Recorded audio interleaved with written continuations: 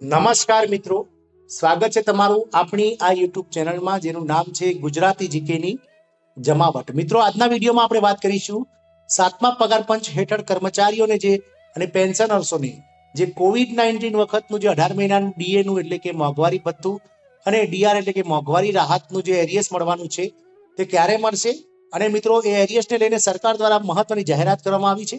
તો શું છે આ નવીનતમ અપડેટ આજના વિડીયોમાં જાણીશું. તો વિડીયોના અંત સુધી આપ બન્યા રહેશો અને જો તમે અમારી ચેનલમાં નવા હોય તો અમારી ચેનલને સબસ્ક્રાઇબ કરી બાજુમાં રહેલું બેલ આઇકોન ઓન કરી લેજો, જેથી કરીને અમારી ચેનલ પર મૂકવામાં આવતા વિવિધ ભરતીના નોટિફિકેશન, વિવિધ સરકારી પરિપત્રો, આવા પેન્શનર્સ અને કર્મચારીઓને લગતા પરિપત્રો સાથે યોજનાઓને લગતા પરિપત્રો અને વિવિધ સ્પર્ધાત્મક પરીક્ષાને લગતું મટીરિયલ તમને અમારા ચેનલના માધ્યમથી ઉપલબ્ધ થઈ જાય. તો મિત્રો, 7મા પગાર પંચ હેઠળ સરકારી કર્મચારીઓ અને પેન્શનર્સોને 18 મહિનાનું ડીએનું એરિયસ મળશે. આવી નવીનતમ અપડેટ. તો મિત્રો, શું જાન્યુઆરી 2020 થી જૂન 2021 સુધીના 18 મહિનાના સ્થગિત કરાયેલા કેન્દ્રીય કર્મચારીઓના મોંઘવારી ભથ્થા અને મોંઘવારી રાહતની ચૂકવણી પ્રાપ્ત થશે? આ મામલે એક મોટા સમાચાર સામે આવે છે. તો મિત્રો, દેશના સરકારી કર્મચારીઓ અને પેન્શનર્સો માટે આ મોટા સમાચાર છે. હવે મોંઘવારી ભથ્થું અને મોંઘવારી રાહત મળવાની આશા છે, જે તેમને કોવિડ-19 કટોકટી દરમિયાન આપવામાં આવી ન હતી. વાસ્તવમાં નાણાં મંત્રાલયે આ સંબંધમાં એક પ્રસ્તાવ મળ્યો છે. આ હેઠળ સરકારી કર્મચારીઓ અને પેન્શનર્સોને 18 મહિનાનું મોંઘવારી ભથ્થું અને મોંઘવારી રાહત પેન્શનર્સ માટે આપવાની ભલામણ અને માંગણી કરવામાં આવી છે, જે કોવિડ-19 એટલે કે કોરોના જેવી કટોકટી દરમિયાન સ્થગિત કરવામાં આવી હતી. જો આ વાત સ્વીકારવામાં આવે તો સરકારી કર્મચારીઓ અને પેન્શનર્સોને બજેટમાં અથવા તે પછી સારા સમાચાર મળી શકે છે. કોણે કર્યો તો પ્રસ્તાવ? તો મિત્રો, ઇકોનોમિકલ ટાઈમ્સમાં છપાયેલ સમાચાર અનુસાર ભારતીય પ્રતીક્ષા મજદૂર સંઘે આ અંગે કેન્દ્રીય નાણામંત્રી નિર્મલા સીતારામનને પત્ર લખ્યો છે.